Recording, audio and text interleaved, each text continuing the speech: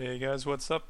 Docs here from Team Nv. I'm going to be bringing you some MLG replays between none other than this guy here, the green Protoss, the boss toss, this SK.MC.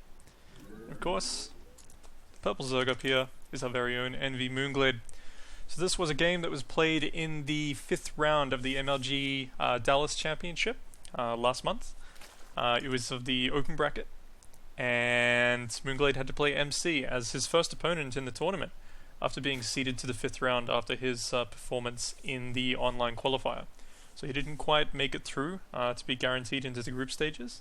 He was one round away from making it that far before he was eliminated by, I believe it was actually Scarlet, who took him out in the end. So yeah, this was his first match of the event, up against MC, which is pretty scary. I know a lot of people really wouldn't want to be in that sort of position, being like, oh great, round 1 opponent, MC. It's kind of funny because T-Gun kind of had the same experience. He went up against me in the first round, which is a pushover, that's a complete joke. And then, yeah, so technically his first opponent was SK.MC, which didn't go so great for the poor guy, unfortunately. He wasn't very happy about that. So, this is a best of 3 series. And what we're going to do is, after the series is complete, at the end of the last video, we're actually going to have an interview with MOOnGLaDe, tacked onto the end of the video, at the end of the game, just about his experiences at MLG Dallas, and of course what the World Championship Series was like for him, as that has also recently concluded. We were kind of hoping that Total Biscuit would handle these replays. I gave him the replays and he was going to cast them and put them on YouTube, but unfortunately, the guy's just so damn busy with all the stuff he's doing all over the world, so it just never eventuated. So that's why these replays are a little bit late getting out the door. So you can see MC being a really annoying jerk with that probe, trying to block MOOnGLaDe's hatchery. Pretty standard stuff in ZVP these days, and PVC I should say. And of course, if you look at that production tab, you can see MC of course going to that Forge Fast Expand. So there you go, MOOnGLaDe actually managed to get the hatchery up when he wanted to do it. The probe was not successful in his harass, and of course that's simply because having the second drone there allows you to manually control that drone and intercept the probe as it moves into a new position. So you leave one drone chasing the probe around while the other one interjects each time the probe tries to change direction, which is very important. And there's a lot of Zerg players who don't do that for some reason. It's actually quite easy to deal with that probe harass, but they just allow one drone to chase the probe around and hope for the best. But of course that never works out very great. So you can see MC just leaving a little gap here in the wall. Probably going to be holding position with that probe at some point, although after what he scouted from MOOnGLaDe, he probably knows that there's not any lings coming anytime soon. Now I don't think MC saw the third hatchery, that's for sure, no.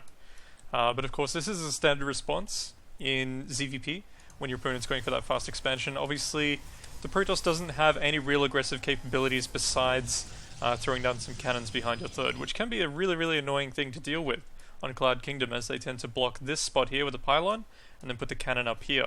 And so you can get very little surface area on the cannon as Zerglings attempt to approach it from the side, and then of course they have to funnel through this gap here or go all the way around if they want to get through, thanks to the pylon blocking it. So the probe now, confirming what he already suspected, sees that the hatchery is complete. And just a note there, for those of you who do experience this cannon rush, you can actually position a queen on the high ground here and snipe the cannon without the cannon being able to shoot back of you, unless of course there's something up here providing the cannon with vision. So if you do experience that on the ladder, that's one way to deal with it. You can't reach the pylon, but you can take out the cannon. So we can see MC now starting that warp gate research. No chrono boosts on it yet. Looks like he's invested... No, he's actually saving his chrono boosts. Not investing any into probes or warp gate research. He does have enough gas for this +1, but he's not picking it up just yet. And look at that, that's actually a really fast robo. With these 2 gases being taken and the speed of that robo, it pretty much tells you it's going to be the patented Century Immortal All-In, which has been receiving a lot of flack lately, thanks to players like Parting. And who else was it? I think it's just pretty much Parting in the GSL and the World Championship Series. It is a very difficult build for Zerg players to handle. So we can see more chrono boost going down on the Nexuses, however you prefer. And that third gas has also been taken. No fourth gas. Looks like the build will operate perfectly fine on just 3 gases. Just having a look at MOOnGLaDe now, taking 3 gases of his own at the 7-minute mark. We'll just have a look at that harvest count. 46 drones to 38 probes. So Glade a little bit in the lead, not a huge advance. We can see Immortals now being chrono boosted out, MC taking that 4th gas, and now starting that +1 attack. So a little bit late on the +1 attack, and if we look at the vision of that Overlord, he can see that this researcher only just started. Of course, if we actually looked at MOOnGLaDe's vision, he's probably not staring at this all the time. He's obviously busy, you know, macroing, producing drones, building things, all that sort of stuff. But he can see that this is actually quite late. Unfortunately, he cannot see the robo. MC built it just out of view. So that's something to be considered. MC, of course, being a veteran player, knows exactly when and where the Overlords are going to be positioned on the map, having a Stalker pre-positioned, ready to take out this Overlord when he tries to sneak in and find out what's going on. Now we can see the gateway explosion from MC, bringing him up to a maximum of 7 gateways to support this this Robotech. So at the same time, MOOnGLaDe harvesting gas from these 3 extractors, not picking up any upgrades yet, but he does have a Roach Warren and a Macro Hatch on the way. This will bring him up to 4 hatcheries total, which is going to be a pretty good production flow. So looking at that harvest account again, 42 to 62 now. Glade really pushing ahead with that harvest account. MC Stalker going for a bit of a wander. Looks like he's given up expecting that Overlord, and Glade not actually sending it into the base. He's just happy sitting right here, keeping an eye on the gas count. Now I still don't think Glade has seen... Nope, he hasn't seen any of the Immortals yet. Morphing into an Overseer now. Of course the Overseer does lose its vision radius while it's transforming. Bit hard to see when you're inside a giant cocoon, apparently. Glade dropping creep on that 3rd, and now Glade sees the Sentry Immortal all in, pushing out. MC actually being really clever and sealing the wall as he departs the base. Very nice. So completely protecting himself against Ling counterattacks. Now if we look at that army supply, we can see MC at 37, MOOnGLaDe at 51. So MOOnGLaDe does have the army advantage right now, but of course you have to consider, once force fields come into play, a lot of these units become completely redundant. Those Zerglings cannot get at the army. The Roaches just kind of sit there getting funneled around and picked up by the Mortals. So here we go, Glade baiting 4 force fields. 200 energy evaporating immediately for MC there.